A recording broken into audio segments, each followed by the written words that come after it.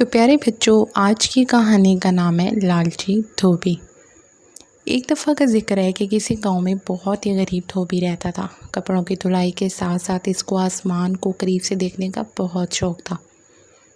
وہ اور اس کی بیوی روز دھوبی گھاٹ پر کپڑے دھونے جاتے تھے۔ ایک روز جب اس کی بیوی کپڑوں کو سکھا رہی تھی، اس کی نظر آسمان پر پڑی اور کیا دیکھتی ہے کہ آسمان سے ایک ہاتھی اڑتا ہوا زمین پر اتر رہا ہے، اور جیسے ہی وہ زمین پر اترا تو وہ غائب ہو گیا۔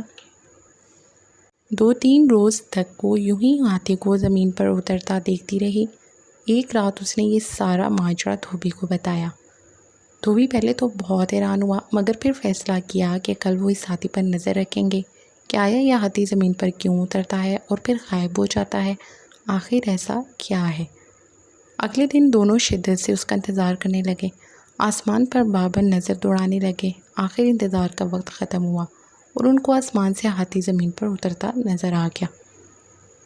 دونوں اس کے پیچھے چل پڑے۔ ہاتھی گنے کے کھیتوں میں گھس گیا اور خوب پیٹ بھر کر گنے کھانے لگا۔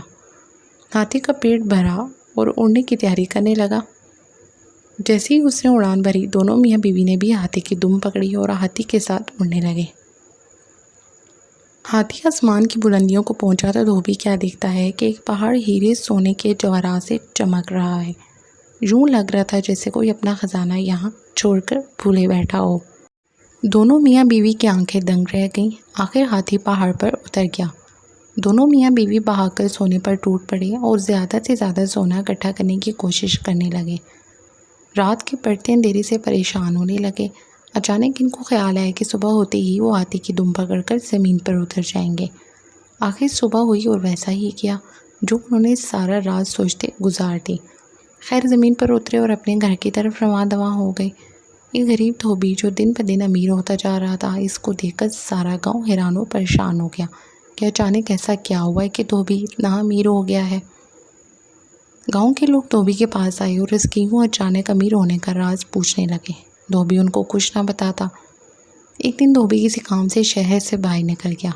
اس بات کا فائدہ اٹھاتے ہوئے ان کی ہمسائی دھوبن کے پاس آئی اور باتوں باتوں میں خزانے کا راز اگلوا لیا۔ رات کو جب دھوبی واپس آیا تو دھوبن نے سارا ماجرا بتایا۔ دھوبی کو اس حرکت پر بہت غصہ آیا، مگر اب بات ہاتھ سے نکل چکی تھی۔ صبح سارا گاؤں دھوبی سے مدد مانگنے آ گیا کہ وہ ان کے ساتھ کھیتوں میں چلے اور ہاتھی کے ساتھ خزانے تک پہنچانے میں ان کی مدد کرے۔ یہ سب سننے کے بعد دھوبی کے دل میں لالچ پیدا ہو گئی کہ وہ ان کے ساتھ جا کے اور خزانہ اکٹھا کر کے لائے گا۔ یہ سوچ کر وہ ان کے ساتھ جانے کے لیے راضی ہو گیا۔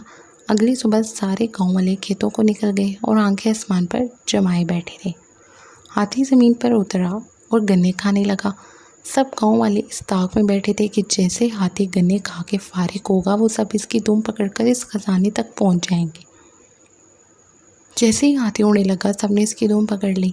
دھوبی سب سے آگے اس کی دم پکڑے تھا اور یوں اس کے پیچھے ایک لمبی قطار میں پورا گاؤں ایک دوسرے کو پکڑے ہاتھی کے ساتھ اڑتے چلے جا رہے تھے۔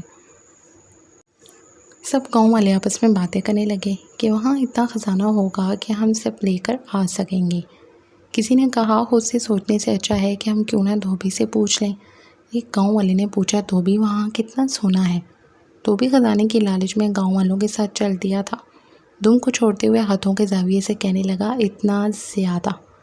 یہ کہنے کی دیر تھی کہ جب زمین پر سر کے بل گر پڑے اور ہاتھی مزے سے آسمان میں اپنی اڑان بھرنے لگا اور گاؤں والوں کو ان کی لالچ کی سزا مل گئی۔ تو بچوں، اس کہانی سے ہمیں یہ سبق ملتا ہے کہ ہمیں کبھی بھی لالچ نہیں کرنی چاہیے۔ اللہ تعالیٰ نے جتنا دیا ہے اس پر صبر اور شکر کرنا چاہیے۔ تو بچوں، اگر آپ کو آج کی یہ کہانی پسند آئی ہو تو پلیز میرے چینل کو سبسکرائب کر کے بیل کا بٹن پریس کر دیں تاکہ آپ آئندہ آنے والی اسی طرح کی مزیدار سٹوریز سنتے رہیں۔